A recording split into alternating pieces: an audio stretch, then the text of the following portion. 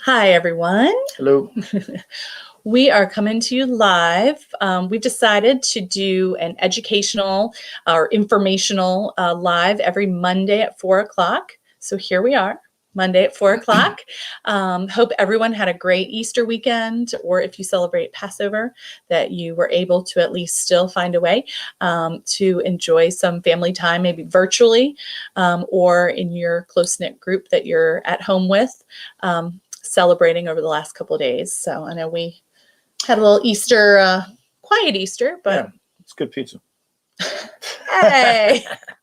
Okay, yes, we had pizza for Easter dinner, but very traditional. In all fairness, we had grilled lamb and asparagus the night before Easter. That was good. Yeah. That was kind of the Easter dinner. So, we're being flexible these days. So, on that note of flexibility, last week during our live, we talked about some of the changes that the mortgage industry has seen during this unique time that, and how it could impact some of our clients or closings or buyer pre-approvals, that sort of thing.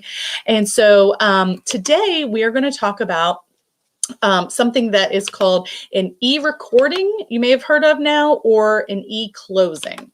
So there have been some of these terms thrown around lately. They're very different. They're very different. And but when everybody's trying to look at how to go virtual right now, with just about every aspect of our lives, people are talking e-recordings, e-closings. Yep. What are those differences? Eric, why don't you tell us what an e-recording? Okay. Tell me about an e-recording. An e-recording is, well, we're very lucky, first of all, because in this area, we had the ability to do that. Not everyone can do that. So be thankful that we're able to do that.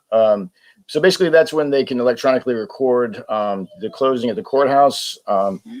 They can electronically, the lenders and the settlement agents. Yeah, the settlement agents, sorry, are able to actually go through with it without having to go down to the courthouse in person and have everything recorded, which makes the final sale actual. Yes. And so luckily in 2019, all of our local localities in our greater Richmond area went to e-recordings or made it an option. As if they had foresight. I know. How did they know? Thank goodness, because there are parts of the country that don't have that capability right now. But that is not the same as an e-closing. Not at all. Yeah. So Alice, you want to tell us what an e-closing is? Yes, thank you. Goofy. An e-closing is actually not being done in our local area that we have been able to find. So an e-closing is actually where all of those closing documents, so your mortgage documents, that sort of thing, the buyer would actually electronically sign in front of a virtual notary, or I guess the person's a person, but virtually connecting with a notary, so an e-notary. And the person has to show their ID to the notary via the camera. They have to be able to talk to them and basically show themselves signing, confirm their identity. And the lender has to be willing to accept that. And so far, we are not aware, and neither is our MLS, our RAR, Richmond Association of Realtors, aware of any mortgage lenders who are in the local area who are doing e-closings. So we can do e-recording. So luckily, but we cannot do e-closings in this area that we are aware of at this time.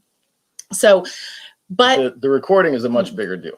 I mean, like the closing, you can show up, but getting to the courthouse isn't open. Yeah. Which is, so the recording is huge. Exactly. If the courthouse is closed to the public, nobody's closing. Then nobody can change. There you go. Yeah. You can't change ownership of a property. So so that's definitely a big deal, and we're so lucky. As far as closings in general, like we just had one with our clients today. How we used to do closings, we all would sit around the table and make sure all the docs were good, answer any questions as people are signing. That has changed a little bit. Yeah. Well, we still review the docs. We just do it via email and make sure that the closing statements are correct and that all the numbers add up. But we're not going to be sitting at the table necessarily, because most of the closing attorneys are requiring that just the sign. What's the word? is it signatories? Yes, The people are going to sign the signers. docs, okay? They're the only ones who, the attorneys are asking. So it's just 2 of them or 3 of them in a room. They can all stay a safe distance apart. Most attorneys we are throwing pens away as soon as it's all done, which I hate that kind of waste, but all just trying to take precautions, make sure that everything is being done safely. So if you guys have any questions about an e-recording versus an e-closing, let us know in the comments. If you do it during the replay, we'll be checking back and see if you have any questions. But again, very different things.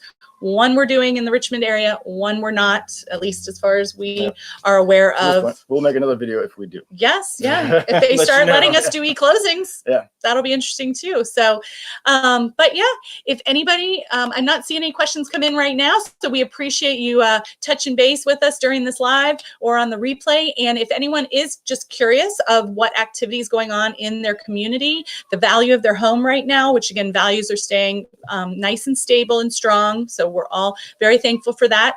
But just let us know, contact us today. We'd be happy to put together a free market activity report for you. Absolutely. So, or if you have any other questions, let us know. See you later. Thanks, everybody.